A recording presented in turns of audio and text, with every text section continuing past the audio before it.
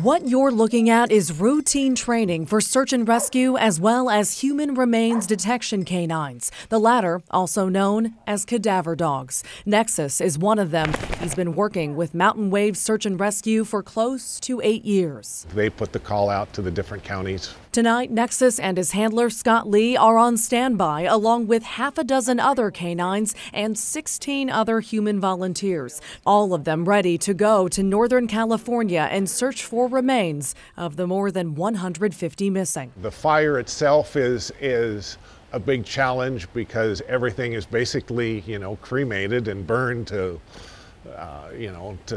that extent. A challenge also because of the magnitude. Searching through the rubble in Northern California would be an historically big job, reminiscent, says Lee, of the Oso mudslide in 2014. He and Nexus worked that disaster too. Everything was very raw in the chemicals and the gas and the oil and the household chemicals that we had to deal with.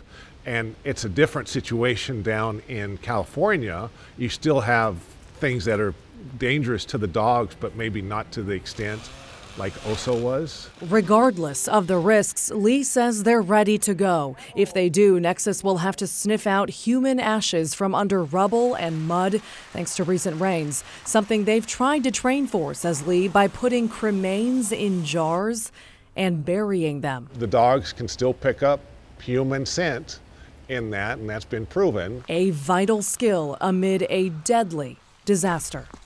Such a tough job, but we're so glad they do it. Oregon's Humane Society, by the way, also offering up more support tonight. In fact, a team of staff, including a veterinary assistant and 2 volunteers, flew to Northern California today to run emergency shelters for animals rescued from the camp wildfire, and they will be there until Tuesday.